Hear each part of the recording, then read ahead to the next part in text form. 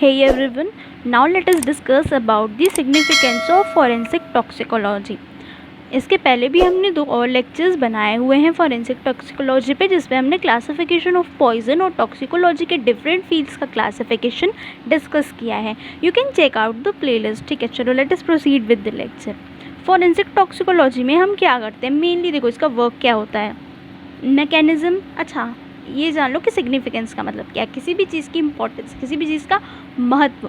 तो आज के लेक्चर में हम बेसिकली ये डिस्कस करने वाले हैं कि फॉरेंसिक टॉक्सिकोलॉजी की इंपॉर्टेंस क्या होती है, इसका महत्व क्या होता है. बिकॉज अगर हम कोई चीज़ को ब्लाइंडली पढ़ने चले जाएंगे तो उसका कोई मतलब नहीं है. We need to know the importance of certain things that we will study, that we are gonna study, and why it is important to study the particular subject. ठीक है, तो फॉरेंसिक टॉक्सिकोलॉजी में हम क्या देखते हैं कि मैकेनिज्म क्या है आखिर टॉक्सिसिटी का, है ना. एक परसेप्शन आपको ये प्रोवाइड करता है किस तरह से कोई भी टॉक्सिक सब्सटेंस हमारी बॉडी पे एक्ट कर रहा है, उसकी केमिकल, उसके फिजिकल नेचर के बारे में हर छोटी बड़ी चीज़ को हम जानते हैं. अब ये जानना इम्पॉर्टेंट क्यों है, ये जैसे जैसे लेक्चर प्रोसीड होता जाएगा वैसे वैसे आपको समझ आता जाएगा. देखो, टॉक्सिसिटी जो है वो एक फंडामेंटल कैपेसिटी होती है किसी भी केमिकल एजेंट की. क्या करने की कैपेसिटी होती है, ऑर्गेनिज्म को हार्म पहुंचाने की. ठीक है, जीनोबायोटिक, ये वर्ड बहुत ज़्यादा यूज़ होता है जब आप फॉरेंसिक टॉक्सिकोलॉजी पढ़ते हैं, जिसका मतलब होता है कोई भी फॉरेन सब्सटेंस.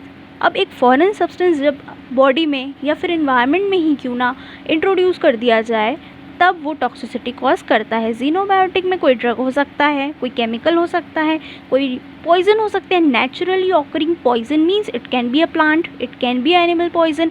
फंगस भी बहुत सारे होते हैं जो पॉइजनस नेचर के होते हैं ना, या तो फिर कोई एनवायरमेंट पॉल्यूटेंट भी हो सकता है. All of them are foreign substance, hence are termed as xenobiotics. Okay, toxicity क्या होती है, फंडामेंटल कैपेसिटी होती है किस चीज़ की, केमिकल एजेंट की, to cause harm to the certain organism. Okay,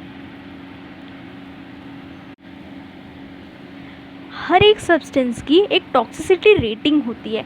जैसे कि कोई मूवी देखने गए हम, हमें कितने स्टार्स, कितने पसंद है उसके हिसाब से हम उसे स्टार्स देते हैं, है ना, उसकी रेटिंग करते हैं. किसी भी चीज़ की रेटिंग करते हैं. आपने कहीं से फूड ऑर्डर किया, आपको सर्विस कैसी लगी, आप उसकी रेटिंग करोगे. कोई प्रोडक्ट परचेस किया, अगेन आप उसको रेटिंग दोगे. किस बेसिस पे, हमारे लाइक और डिसलाइक के बेसिस पे वो रेटिंग होती है.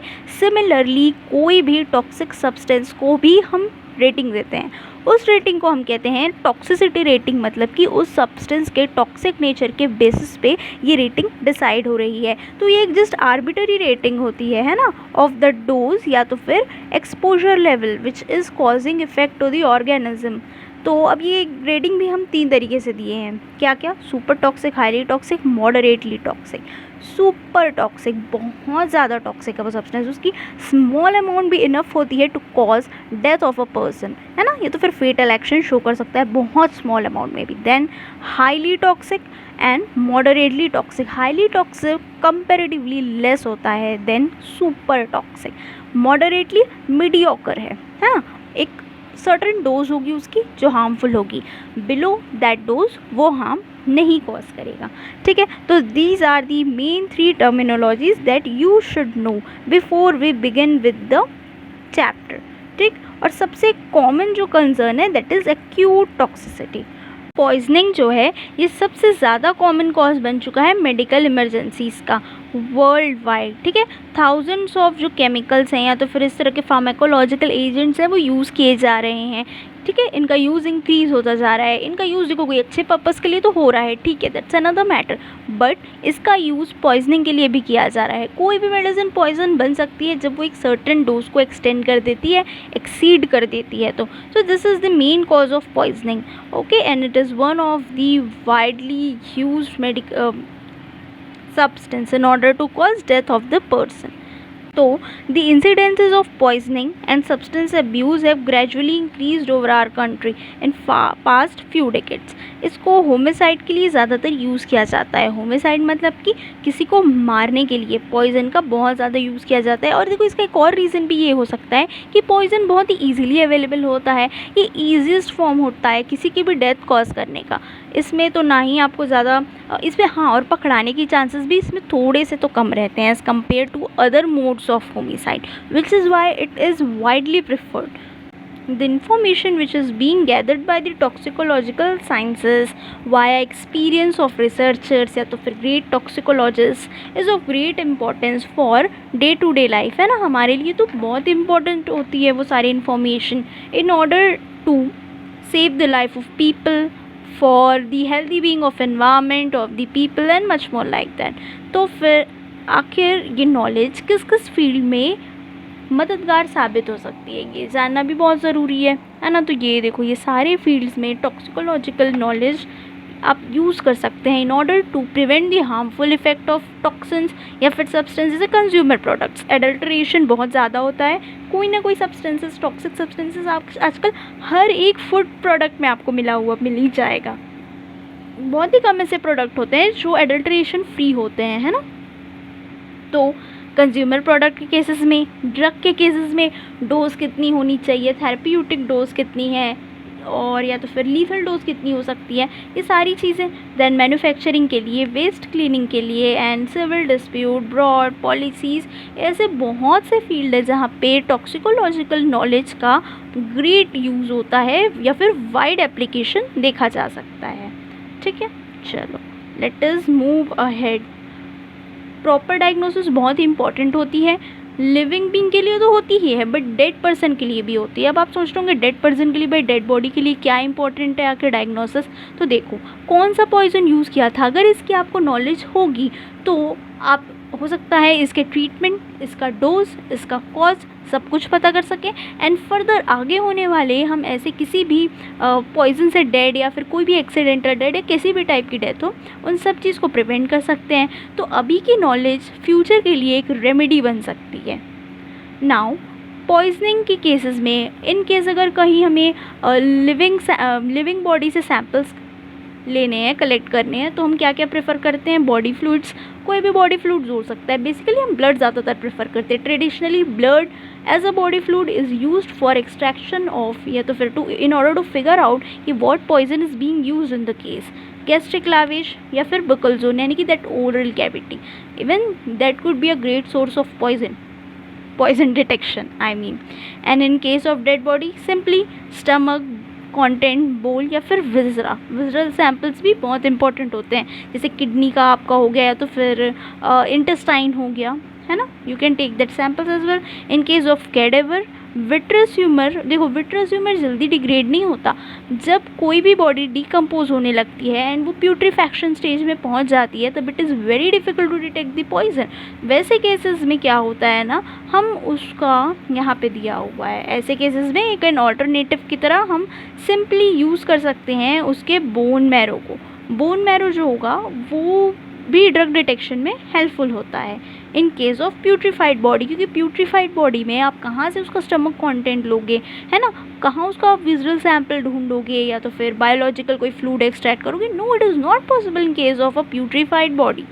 But bone marrow can always be detected, कि बोन जो होता है ना वो उतना जल्दी डिकम्पोज नहीं होता है.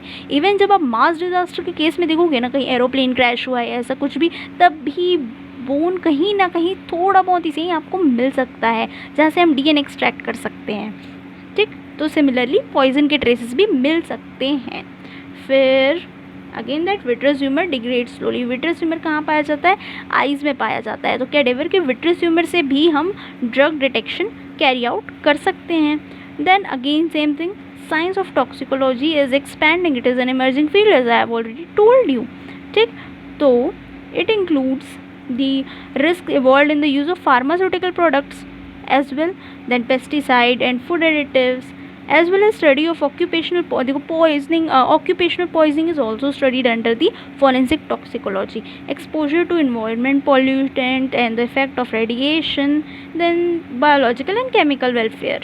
Okay, now moving on to the next point. forensic toxicology का मेन कंसर्न क्या होता है, डिटेक्शन होता है एंड एस्टिमेशन होता है कि किसी भी ऑटोप्सी के टाइम, देखो ऑटोप्सी करते क्यों है, जैसे कहीं पे सपोज़ किसी की पॉइजनिंग से डेथ हुई, सबसे पहला गोल क्या होगा, ये डिटेक्ट करना कि वो पॉइजन है कौन सा, है ना. तो इस लाइन में वही लिखा है, किसी भी फोरेंसिक टॉक्सिकोलॉजिस्ट का पहला गोल होता है पॉइजन को डिटेक्ट करना, टिश्यू में या तो फिर बॉडी फ्लूइड में. अब यूरिन में भी डिटेक्ट कर सकते हो, गैस्ट्रिक मटेरियल में, ब्लड में, कहीं भी डिटेक्ट किया जा सकता है। एक बार जब एनालिसिस कंप्लीट हो जाता है तो फॉरेंसिक टॉक्सिकोलॉजिस्ट का वेरी नेक्स्ट स्टेप क्या होता है कि वो रिजल्ट को इंटरप्रेट करे एज टू फिजियोलॉजिकल और behavioural effect of the poison upon the person, कि जिससे मुझे ये सैम्पल मिला था। For an example, I am a forensic toxicologist, okay, let us assume that. तो मैंने एक ऑटोप्सी की, वहाँ पे एक अननेचुरल डेथ कॉज हुई थी, डेथ का रीज़न अननोन था। मैंने उसको डायग्नोस किया, मुझे जो भी सिम्टम्स थे उस बॉडी में, जो चीज़ें साइंस थी, वो सबको मैंने मैच किया अपने डेटाबेस से, एंड मैंने ये पाया कि वहाँ पे एकोनाइट यूज़ हुआ था। ठीक है, मैंने जो भी टेस्ट है वो सारे कैरी आउट किए, मुझे मिला कि वो एकोनाइट पॉइजनिंग का केस है। तो अब जो रिपोर्ट तैयार होगी उसमें प्रॉपर लिखा जाएगा कि कौन सा पॉइजन था, उसके क्या इफेक्ट्स हैं, उसका क्या डोज रहा होगा, and everything like that will be mentioned by the toxicologist itself. All substances can act as a poison, पर एक सर्टेन डोज के बाद ही। एक मेडिसिन भी एक पॉइजन बन सकता है अगर एक हम सर्टेन डोज को एक्सटेंड कर देते हैं तो, है ना। ये देखो वही चीज़ लिखी है, inappropriate way may contain their doses, है ना, state of appearance and mode of administration. ये सारे रीज़न हो सकते हैं कि क्यों एक पॉइजन क्यों एक मेडिसिन एक पॉइजन की तरह एक्ट कर रही है। जैसे कि मैं एक सिंपल सा एग्जांपल देती हूँ, शुगर अगर नहीं होगा आपकी डाइट में तो वो भी सही नहीं है, एकदम शुगर को हम नेगलेक्ट कर देंगे वो भी सही नहीं है। बट अगर शुगर का बहुत ज़्यादा डोज लेने लगे तब वो डायबिटीज़ कॉज कर सकता है, इज़न्ट इट। ऑक्सीजन, अब देखो जैसे यहाँ पे क्या लिखा था, मोड ऑफ एडमिनिस्ट्रेशन भी लिखा था। ऑक्सीजन को जब तक आप इनहेल कर रहे हो ना, ठीक है, it is well and good for you, it is essential, it is your need. पर अगर इसको इंट्रावेनसली, अगर देखो ये कैसे हार्मफुल होता है, फेटल कैसे हो सकता है, जब अगर इंजेक्शन लेते समय इंट्रावेनसली अगर गलती से भी आपके नसों में ऑक्सीजन को ऊपर से इंजेक्ट किया जाए तो it will lead to the bubble formation and ultimately it can kill a person.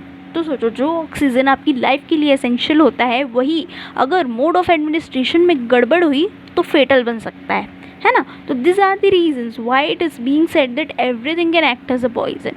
अगर इन 3 सर्कमस्टेंसेस में से कोई भी एक सर्कमस्टेंसेस में गड़बड़ होती है तो, ठीक है। So this is it for the day. I hope you like the lecture. बहुत ही छोटा सा कॉन्सेप्ट था, स्मॉल सा, सिंपल सा। इन केस यू फील कि कोई भी डाउट है तो feel free to ask me in the comments.